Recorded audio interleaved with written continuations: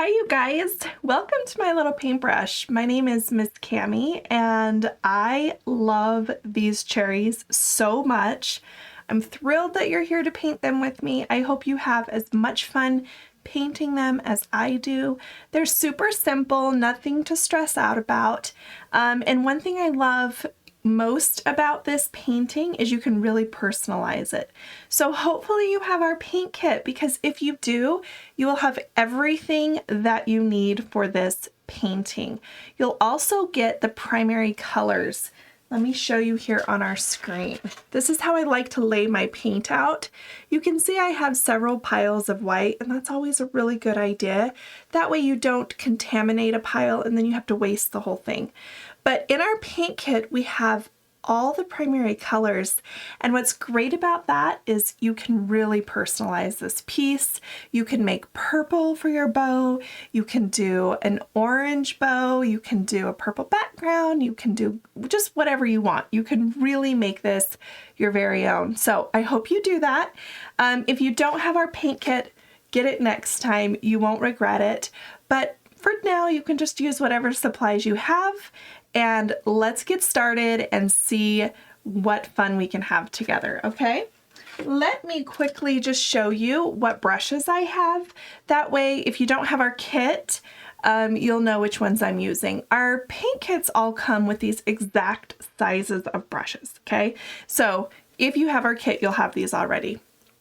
I have a number 12 flat brush. This is a really great size for beginner artists. It's not a super long handle, you can see there. So this is just an all-around great starter brush. I'm also going to use my number 6. Yeah, had to look there for a second. This is a number 6 round. Honestly, we're not going to use this one a whole lot, but I like to have it on hand. And then of course, my very favorite must always have is my number 2 detail. And we'll use that whenever we need to. This one is not super detailed, so again, I love this painting. I think you're going to enjoy it. I also have 2 jars of water. I like to use a jar. It's a little bit heavier than like a plastic or paper cup. So if you have a glass jar that you can use, or a glass cup, I think you'll find that that's really a lot easier to rinse your brush in without worrying about spills, okay? I have 2 of those. That way if my water gets too dirty, I don't have to stop and empty it. I have it on hand. I also have a paper towel to dry and sort of wipe out extra paint on my brush. Okay, let's go ahead and get started. We're going to start with our background. I'm going to get my brush wet. This is crucial when painting with acrylics. You always want to make sure your paint is nice and moist. Okay, that word we all love so much, but you really want to make sure there's a good amount of water in your paint. It's never ready to paint, even fresh out of the bottle or the tube. It needs water, okay? So I chose a nice light blue background for my painting. Again, you can do what you want, but that's what I'm gonna do. I've got my damp brush here. It's got water on it. I'm gonna use my flat, and I'm just gonna take a little blue over to some white, and I'm gonna start to mix this together until I get the color that I want, or the shade rather that I want. So just keep mixing, keeping in mind that our paint will dry 1 to 2 shades darker on our canvas than what it looks like on our palette. So just something important to remember. All right, now that we have our shade of blue, let's go ahead and paint everything around these gorgeous cherries and this beautiful bow. Bows are super big right now, right? My girls have so many bows. We love bows. And cherries. Cherries are also big, so this painting is all the things. Now, I am painting on a mixed media or multimedia paper. For a lot of reasons, mostly for these recordings, this is just an easier surface to get this job done. So I don't have those edges that a canvas would have. So if you're painting on a canvas, I would really urge you to wrap your edges with your background as well. That way, when you're all finished with this painting and you want to display it on a wall or maybe a shelf, you have that nice completed look. So take the time to do that. We always did in our classes. We always made sure we were wrapping those edges. And I can hear all the kids just moaning as I paint. Oh, we don't want to wrap our edges. You know what? The worst is when you're finished with the painting and you realize, I should have wrapped the edges, and you can't match that color perfectly again. So do yourself a favor, go ahead and wrap the edges. All right. We are just getting around this bow. If you get some paint in the bow, don't worry about it too much. You can see I already have here and there, so it's totally fine. If you were to get a lot of paint in the bow, that might be cause for a little bit of stress, but this is not. And if you did, it would just be a matter of letting it dry and then putting some white paint over it.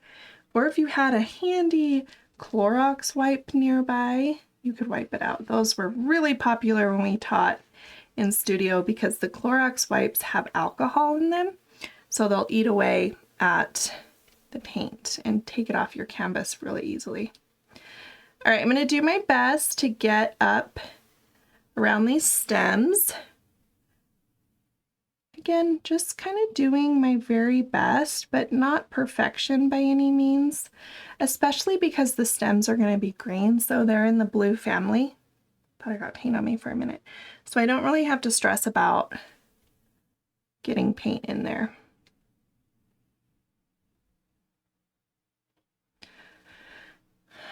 Okay. Now, you may have your canvas or your surface on an easel like I do, or you may not, depending on what's available to you. And really either way is fine. You don't need an easel to have success. If you're painting at an easel like I am, you may find that some positions are just really uncomfortable. Some angles you can't really get to your painting. Don't be afraid to flip your painting around to get to those different areas. You can totally do that. It doesn't have to stand upright like this the whole time. I do because I'm attached to all this equipment, but you don't need to. Okay, so now we have our background painted. We are going to do something fun and add sort of like a halo around our entire subject matter, which are these cherries and this cute bow. This is just to take away from kind of the flatness of the painting. It's feeling very flat. I like to add a little bit of dimension to it and some light. So we just do these like halo things all around our paintings. All of them have it, and it's just super fun. Right now I'm just kind of adding another layer while I talk. You may or may not need that. Just depends. So let me show you how to do a nice little halo that I think you'll love, and I think you'll probably get addicted to it like we do, and then you'll find you're doing it on every single painting that you do. So my brush has the blue in it, a nice amount here. I'm going to dip the corner of that in white. So now I've got blue on my brush and white. I'm going to take that white corner, and that is what I'm going to use to kind of follow the edge or the shape of my bow and my cherries. This can be as thick or as thin as you want it to be. And you can butt up right close to it, or it can kind of ripple out, like a ripple effect. You know, if you drop rocks in water, see that they kind of ripple away. So it kind of adds some fun movement. I like to do a little bit of both. Sometimes I get super close, sometimes I ripple away, just whatever feels good in the moment. You are the artist today, so you get to choose. If you're finding that you're not getting a good blend on this halo effect, just go back and load with that blue paint again. I have a ton of light around me so that you can see what I'm doing really well. And so my paint dries super, super fast. So I find that I'm having to re-wet my surface because acrylic paint will only blend wet into wet.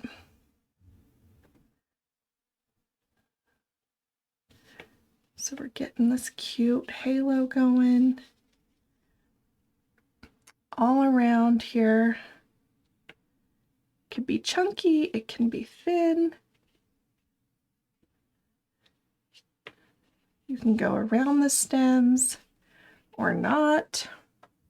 Step back every once in a while. We get to the point where we paint so close to these and then we have to like step back. Where am I at? What am I looking at? Okay.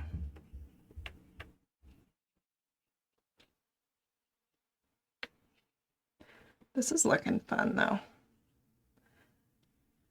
I just, every once in a while, I'll do a painting and I think, I love this painting so much. Like I kind of get obsessed with it. This was one of those paintings for me because it was just so fun.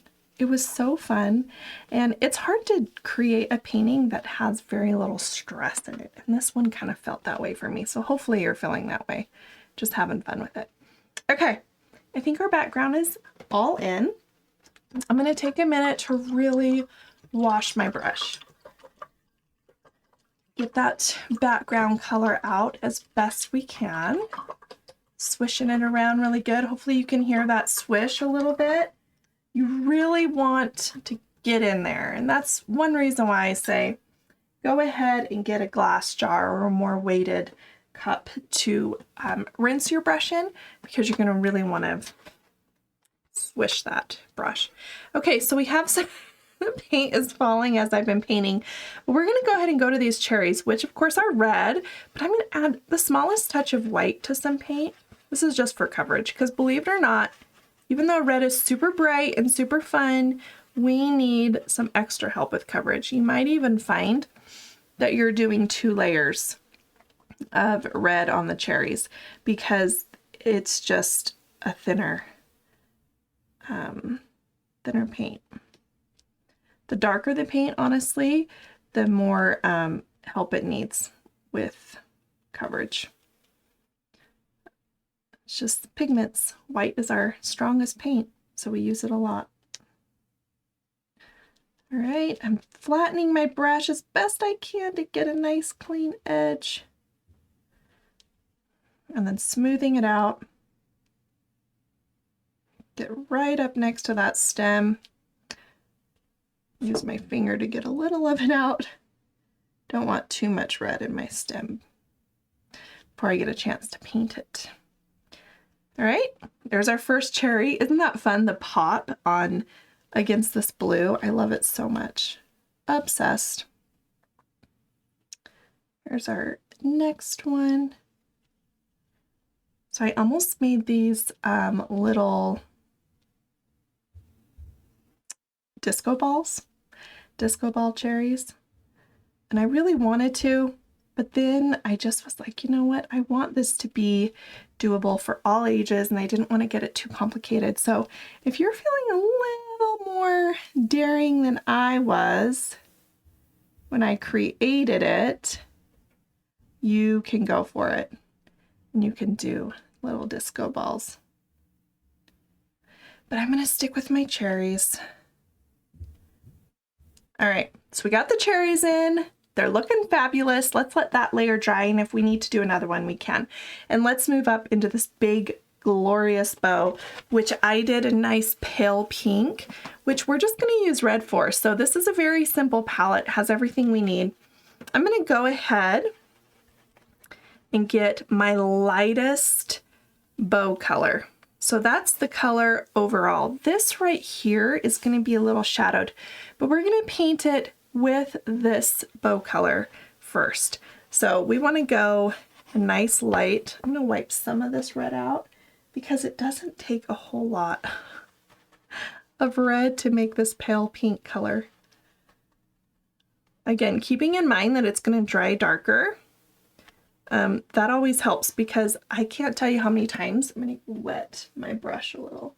Can't tell you how many times I've been shocked at how dark a paint color dries on my canvas. So I always tend to try and lighter, lighter, lighter. All right, so let's dive in here. And once you start those brush strokes, you'll kind of know. And we're just gonna go, we're gonna do this whole thing, guys, the whole thing. I've got that fun little clipboard up there helping me out. Gotta paint around it. I'm telling you guys, it's an extra skill, all right, to get up around all my equipment. All right, so I just lightened it one more time because it wasn't as light as I wanted it even still. And then we're gonna go down our ribbon.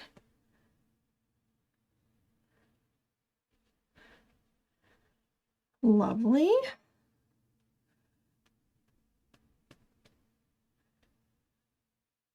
You can see it's like offloading in all these different shades because there was red on my brush when we started. So it'll do that. It'll kind of offload different. Now I like a nice crisp edge of my ribbon, which this brush isn't going to give me exactly. So if I need to come back with my detail brush and really get that, I can. But really try and utilize this shape of your brush. It's a square, so you should be able to get those right angles pretty well. Beautiful bow.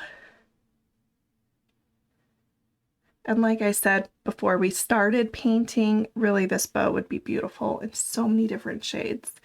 I really hope to see some of your guys' paintings. You can send them to us or tag us on social media. When we taught in-person classes, I just love to see everybody's finished piece. And so I really miss that. And I'm always telling artists at home, don't forget to share it with me because I still want to see them. That was so fun when we were able to do that. All right, look at that. Look how much progress we made. Okay, I'm gonna rinse my brush, even though I'm gonna bounce back to the cherries, and so, you know, I could just mix that pink in with my red. My brush is getting a little thick with paint here, so I'm gonna give that a wash. Tap it off a little. Okay, let's do another layer on our cherries. Whoops, gotta remember to show you my plate so you see what I'm doing. I'm gonna still add that little bit of white in there and that second layer.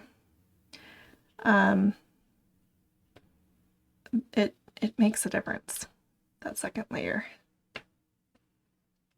Really just makes the cherries pop that much more and also cleans up any of the transparency that we may have been seeing or felt like was going on with our cherries.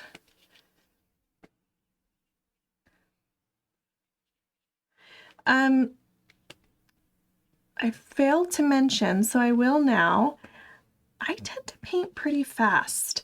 And it's not because, you know, I necessarily love to paint fast. I'm kind of forced to with all the lighting because I'm trying to get my blending time. So my painting is drying much more quickly than yours.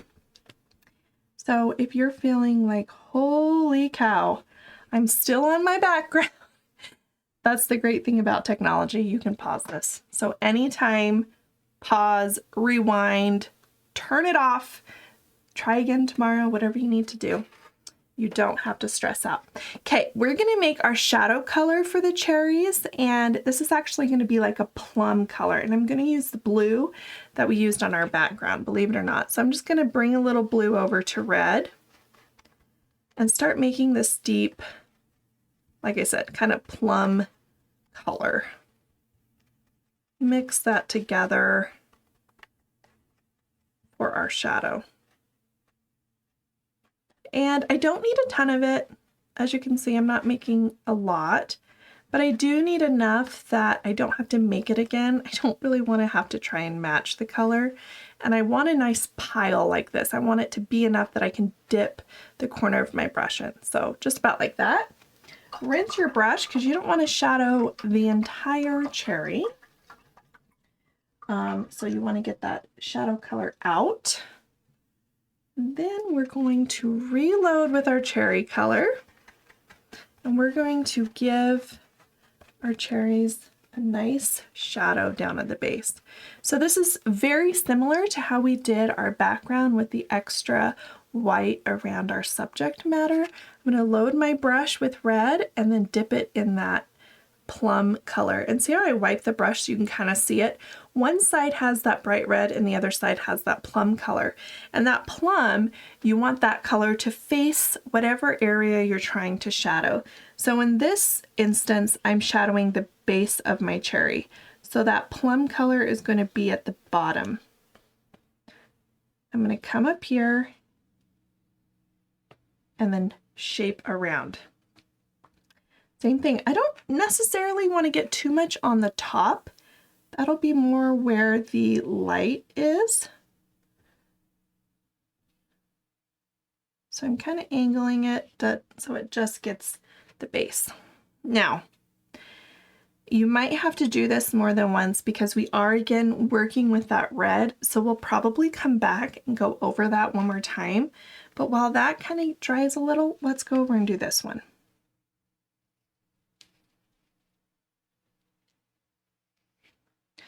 And you can really be generous and have a nice thick shadow, which I like. That's why I can't talk.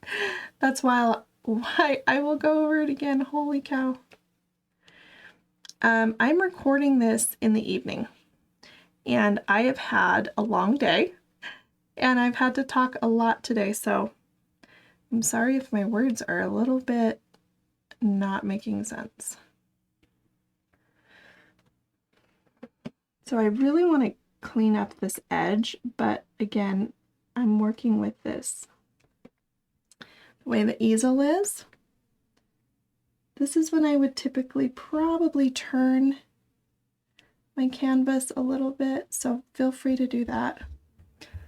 And then I'm just blending it back up there. I love when the shadow hits these cherries. It's so gorgeous. And that plum color, lovely. So I'm going to pop over again to this other one, give it another layer.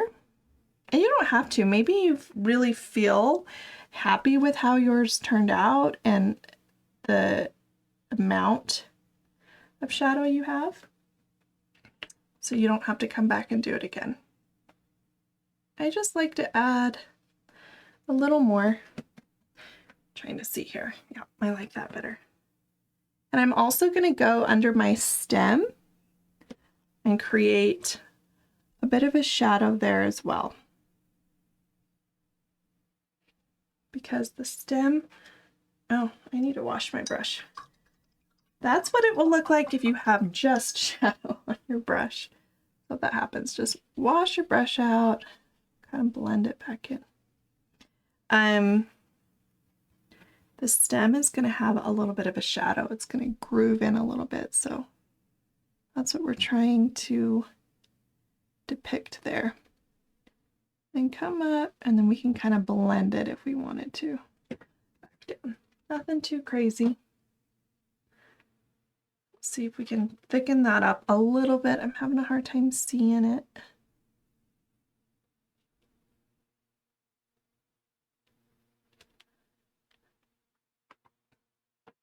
Okay, let's go back over here and do the same this side. I think I have a little bit too much moisture in my brush there.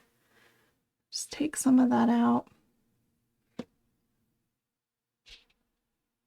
You know, one thing I've noticed with painting, especially with new artists, if you're feeling new, we kind of tend to feel like we can get it on the first try, and we're really disappointed when we don't. And sometimes you have to just blend, blend, blend, go back, go back, go back and forth, go back and forth, you know, and it's gonna all come together, but you have to be willing to go over these areas over and over again and be okay with the time that it takes to do that, and just let the process happen. It's not going to be quick. It's going to take some time. And with acrylics, you might have to go over things more than once to get that look that you're wanting. Okay, I like where we're at here. I'm just going to blend in a little more red right there. You know, have some fun with it. I got a little bit of cherry color right there. And that's a super simple fix. I'll just grab some of my background color and I'll just go right over. Nobody will ever know. Never. Okay. Our cherries are popping. Let's move up to our bow and get some detail going on our bow. This is really going to come together so great. I'm excited for you guys to see how this all comes together. Okay, so first I'm going to make a darker shade of pink with some red and white. This is going to be both my shading color and also my shadow color. So I'm gonna make a nice dark pink. So this will pop really good, okay? Let's see if I can make enough of it. That's one thing I do so badly. I never make enough, and I always have to go back and make more. So telling myself, make enough, Cami. Okay, so got that. And I'm gonna grab my number 6 round, and I'm going to fill in the ribbon that's underneath the bow. So kind of like the behind the ribbon, right? When you tie a bow, you have the front and the back is kind of showing. We're gonna paint that in. So I'm gonna take my number 6 and we're gonna fill this in.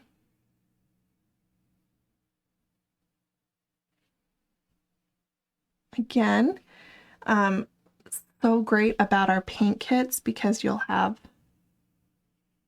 all of these lines in there, which is kind of like the first battle, right? Prepping the canvas is hard work, and freehand is so fun, and I love freehand, and I encourage people to freehand as much as they possibly want to. But sometimes we just want a nice chill painting, and we don't want to have to worry about these lines. So check out those paint kits if you haven't. They are great. Okay, so this one goes up and kind of meets the ribbon going down here. So we're just going to kind of go up and then let the next steps finish it off. Beautiful. See, already you're kind of getting this gorgeous bow happening, right? It's like you can already kind of see it coming together. Okay. Time to do some fancy blending, some more. Same thing we did with our cherries below. We're gonna do it in our bow. Lots of practice with this today. It's worth it. Keep trying, don't give up. All right, I'm gonna take the light pink that I use for my bow, make sure it's nice and good consistently. So I don't want anything thick and clumpy. So I'm mixing any water that's on my brush right into my bow color. That way I know it's nice and smooth. Maybe the lights have dried it a little bit. I want to make sure it's good to go. Okay. Same thing with the cherries. My light color, then I'm going to go into that dark shadow color. You can see half and half. Okay. Now let's go ahead and follow the lines of our bow and blend in a beautiful outline slash shadow slash just gorgeousness. Just gorgeousness. I don't know why I shadowed around my clipboard. You guys, you can do that if you have a clipboard. You can shadow around it. Or you can just not, okay? I'm telling you. Sometimes I'm just going through the motions here. My muscle memory kicks in and there I go. But do you see how I'm not just doing it once and accepting how it turned out. I'm going over it more than once. I'm blending in, and it's okay if some is darker than others. Don't let that sort of stress you out. Just let things happen.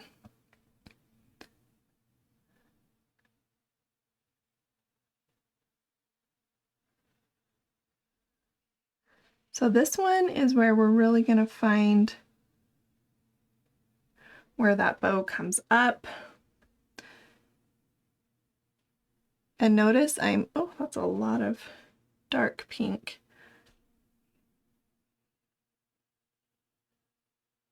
I'm picking and choosing what lines to start with because I don't want to have to fight, you know, I don't want to have to fight these.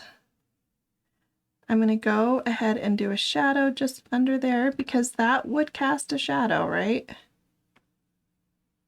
And then out like that. I'd like to make that a little more exaggerated if I can. There we go.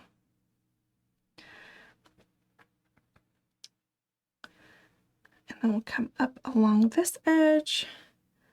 I can tell that the moisture in my brush is coming to an end. You can tell whenever your brush strokes start to break a little, you'll know that your paint needs water. So I'm going to do that. But this is looking gorgeous, right? This is really beautiful.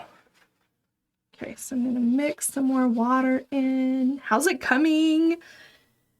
Oh, some of these steps just take some time to learn. If you're feeling overwhelmed, stick with it. I promise it'll all work out. We're going to connect these two now.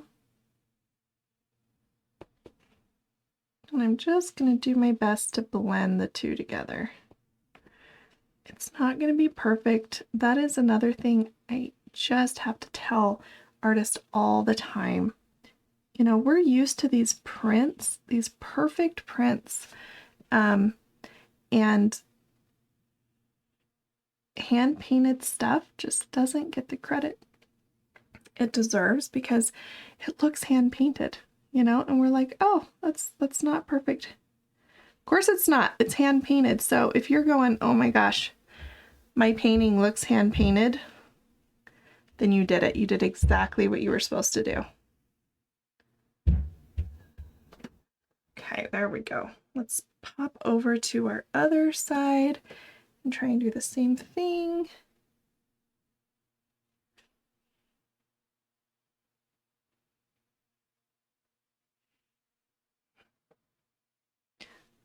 Good.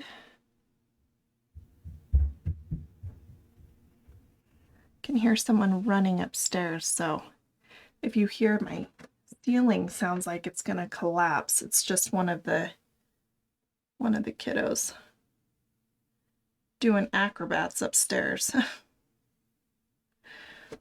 That's as quiet as they can be for me. This is looking fantastic. Okay, let's go ahead and finish up the top of the bow here.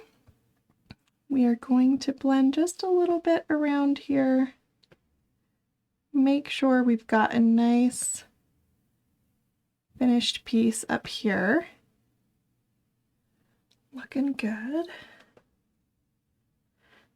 I tend to hold my breath a little bit. So if you're like, I can't breathe, you're probably doing the same thing. So remember to breathe.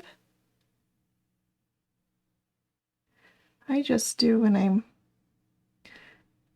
having to have such straight posture here.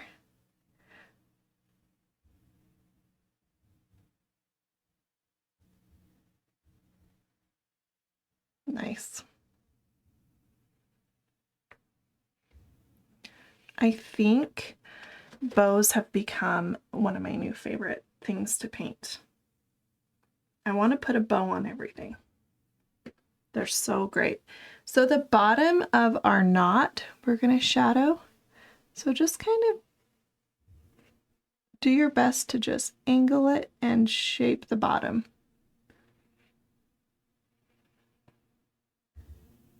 It's a little tricky not to go all the way around. And if you do, that's fine. It's just we're gonna highlight the top, so you don't necessarily have to. So I'm gonna just get all that pink bow color on my brush, and anywhere I feel like maybe it didn't blend well, I'm gonna go back and kind of give it a blend, because sometimes you can tell, you can kind of see those lines, and I just want to make sure that it gets a good blend. Oh, oh dear. Sometimes you do a little too much, you know. Know when to stop. Sometimes I don't, and then I have to redo stuff, but it's fine. We're all learning.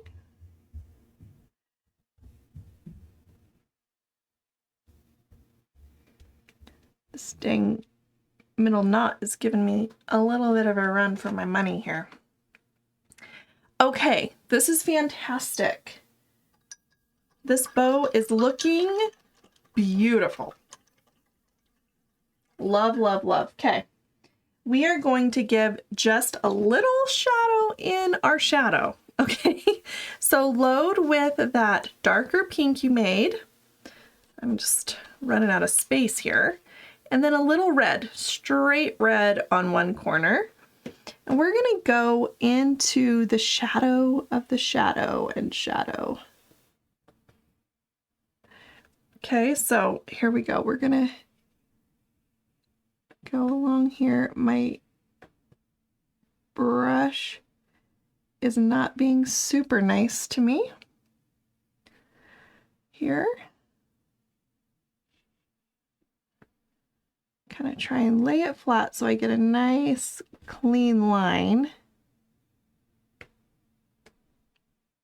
up and around. I'll accept that.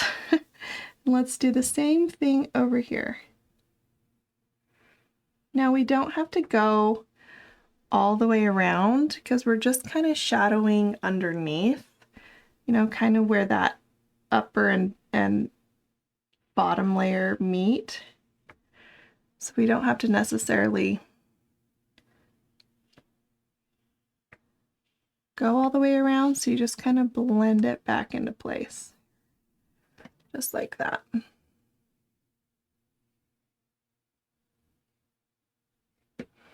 There we go. I don't hate it. I don't hate it. It's going places here. Okay. Let's get these stems in, and then we're highlighting, and then you have done it. So I hope you're loving it. I hope you've paused where you feel the need to pause. So of course we're going to make our stem color, which is going to be green.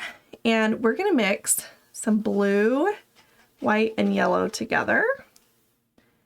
Anytime I make green, I am always shocked at the amount of yellow it takes to make a good green. So start with a lot of yellow and then add touches of blue. And you can go super limey, you can go more on the turquoisey side. You're painting.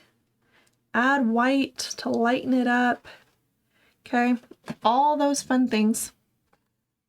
And then we're going to take our number 6 round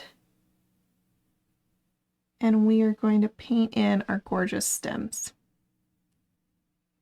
And we're going to make sure they have a nice round base as they meet our cherries. So nice round base.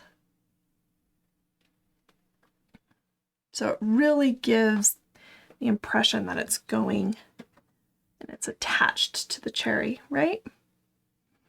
And then let's do this one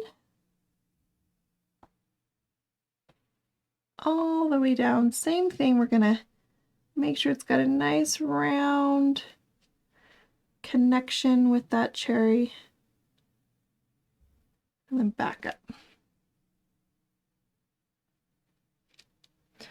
Beautiful, beautiful. Now, this is kind of tricky because we don't want all the things to happen up in the bow. We can clean that up though, so it really looks like those cherries, the bow is overlaps. So until then though, let's go ahead and make sure we have some darker green here that we can add a little bit of a shadow on our cherry stem. So I'm just adding some blue and making a darker shade here. Gorgeous. Rinse that out. And we'll add a little bit of shadow. It's trickier because we're working with a thin stem, so, you know, don't feel too overwhelmed, but we're going to load with our cherry color and then a little bit of the dark green. And we're just going to try and give a little separation here.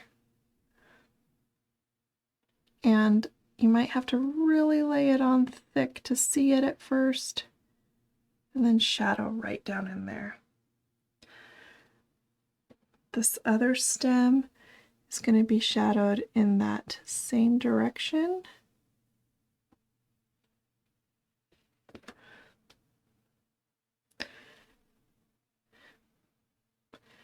Really just get it up in there.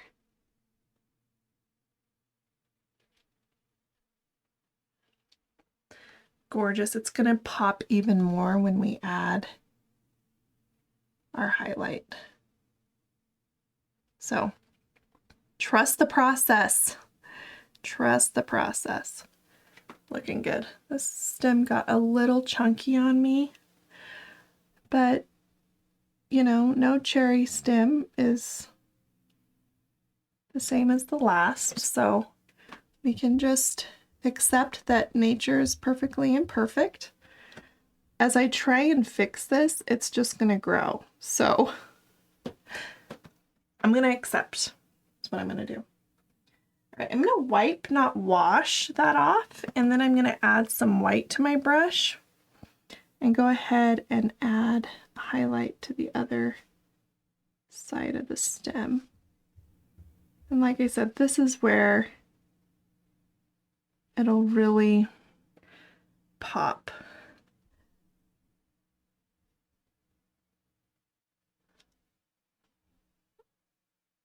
Highlight is always a step that younger artists want to avoid. And it's so important. I think they want to avoid it because they want it to be done. You know, and it's that last step before you're done. And it's so important. I always say it wakes up your painting. So give your painting a chance to wake up with the highlights.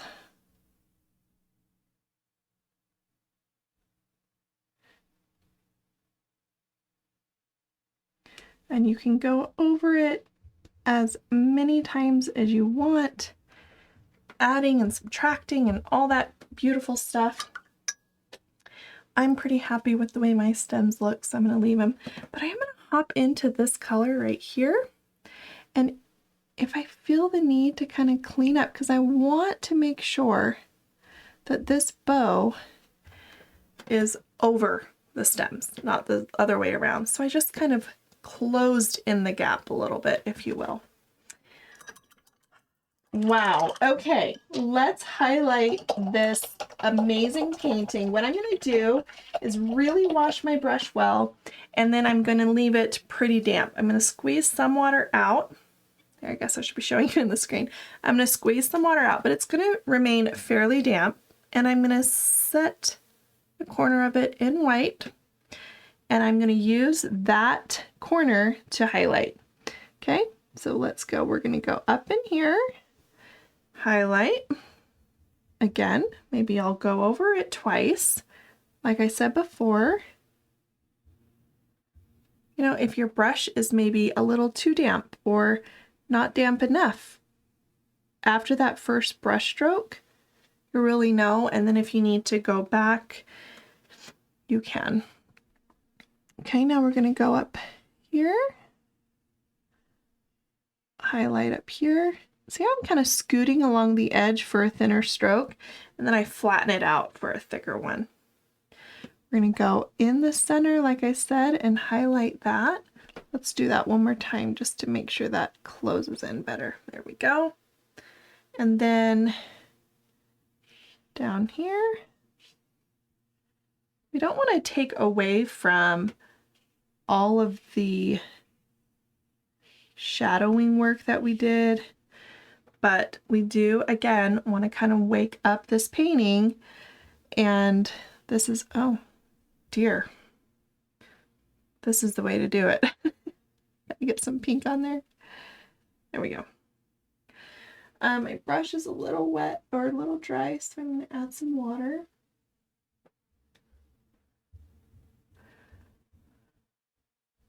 And get this corner here.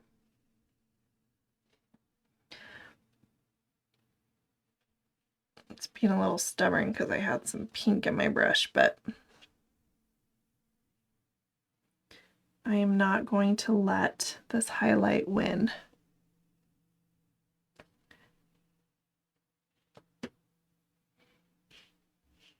Sometimes you can just take your finger and soften it up really well with just your finger. Go ahead and hop into some of this shadow color though, because I don't want to take away from what's happening right here. And some of that definitely started to take away.